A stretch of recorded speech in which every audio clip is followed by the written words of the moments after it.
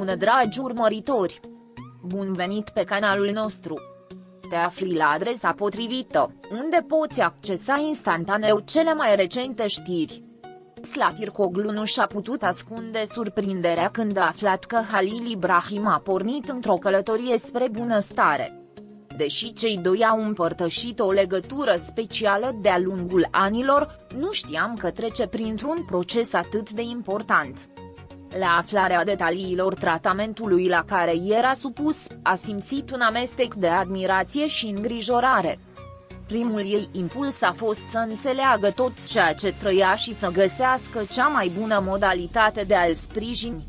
La urma urmei, atunci când cineva la care îți pasă decide să facă o schimbare atât de semnificativă, este imposibil să rămâi indiferent. Vestea a venit pe neașteptate, în mijlocul propriei sale rutine de muncă și angajamente. Auzise zvonuri, dar nu le acordase prea multă atenție până când nu a avut în sfârșit acces la informațiile reale. Acesta nu a fost ceva alarmant, ci mai degrabă o decizie conștientă și curajoasă a lui Halil Ibrahim de a-și îmbunătăți calitatea vieții. Cu toate acestea, știind că se confruntă cu acest proces fără a-l împărtăși cu mulți oameni, l-a făcut să se întrebe dacă are nevoie de sprijin. Atunci a decis să contacteze și să afle mai multe despre planul de tratament pe care îl urmărea. Când a vorbit cu el, a descoperit că tratamentul includea o serie de schimbări în dietă, odihnă și managementul stresului.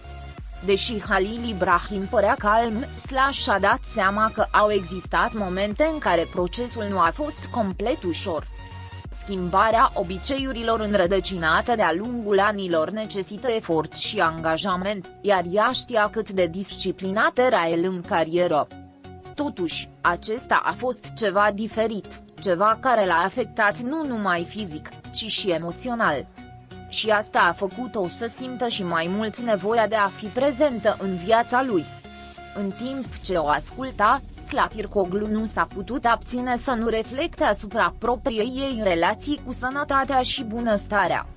Industria divertismentului este pretențioasă, iar actorii își lasă adesea deoparte grija de sine pentru a-și îndeplini angajamentele.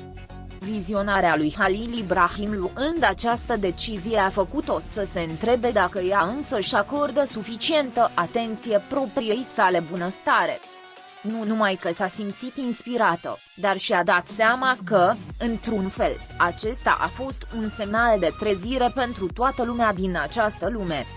Ea a decis atunci să-l însoțească în unele aspecte ale tratamentului său, nu doar ca o dovadă de sprijin, ci și ca un mod de a învăța. Dacă Halil Ibrahim reușea să încorporeze obiceiuri mai sănătoase în viața lui, poate că și ea ar putea face același lucru. Împreună au început să împărtășească conversații despre nutriție, tehnici de relaxare și echilibrul dintre muncă și odihnă. Ceea ce a început ca îngrijorare pentru el s-a transformat într-o experiență îmbogățitoare pentru amândoi. Uneori, deciziile unei persoane pot avea un impact pozitiv asupra celor din jur fără nici măcar intenția. Halil Ibrahim, la rândul său, i-a mulțumit Zlatirkoglu pentru gestul său și a apreciat compania ei în acest proces. Știind că cineva apropiat a înțeles prin ce trece și l-a susținut fără să-l judece, i-a dat și mai multă motivație. Nu este ușor să schimbi rutinele stabilite, dar atunci când ai cu cine să împărtășești experiența, totul devine mai suportabil.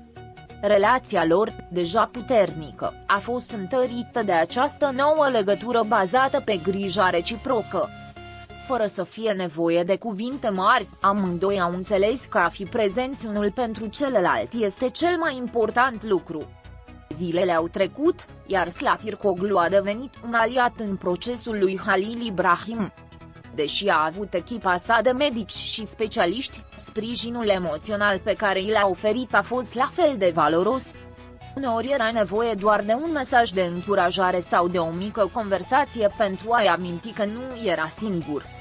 Calea spre wellness este mai ușoară atunci când ai pe cineva care îți amintește că fiecare efort merită. Și exact asta a făcut Zlatirkoglu pentru el, fără să aștepte nimic în schimb. De-a lungul timpului, chiar și fanii ambelor au observat o schimbare în dinamica lor. Păreau mai apropiați, împărtășind momente în afara muncii cu o naturalețe care nu era atât de evidentă înainte. Nu a durat mult până să apară zvonuri, dar nu le-a păsat ce se spune. Ceea ce i-a interesat cu adevărat a fost ca acest proces îi întărea ca oameni și ca prieteni. Sănătatea lui Halil Ibrahim nu mai era doar propria lui provocare, ci o experiență comună care i-a ajutat pe amândoi să crească. De mai multe ori, Slatirkoglu l-a întrebat dacă s-a gândit să vorbească public despre călătoria sa de sănătate. Știa că Halil Ibrahim era admirat de mulți și că povestea lui i-ar putea inspira pe alții să prioritizeze bunăstarea lor. Cu toate acestea, nu era sigur că vrea să o facă.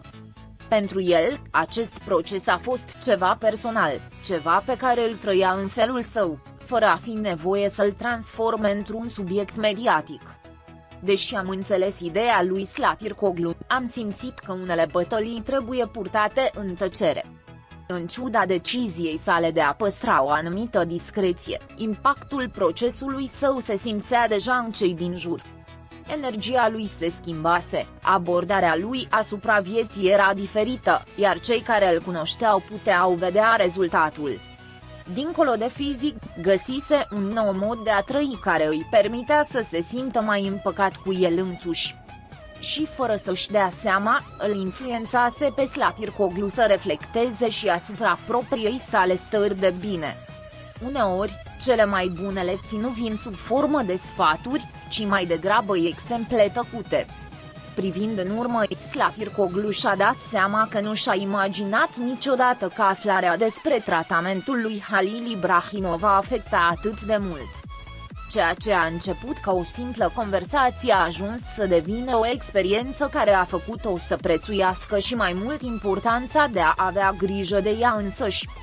Nu numai că învățasem despre alimentație sau odihnă, dar înțelesesem și cât de esențial este să fii prezent pentru cei la care ții. Halil Ibrahim o învățase ceva fără să încerce și, pentru asta, i-ar fi mereu recunoscătoare. Această călătorie a sănătății nu a schimbat doar jocul pentru Halil Ibrahim, ci și pentru cei din jurul lui. Deși calea fiecăruia este diferită, importanța bunăstării este universală. Cu fiecare pas pe care l-a făcut în tratamentul ei, ea a demonstrat că a avea grijă de tine este un act de iubire de sine. Și acum, datorită exemplului ei, Slatirkoglu a fost și ea pregătită să-și înceapă propria călătorie de wellness. În cele din urmă, viața nu este doar despre succes și recunoaștere, ci despre găsirea echilibrului care ne face să ne simțim cu adevărat împliniți. Pascali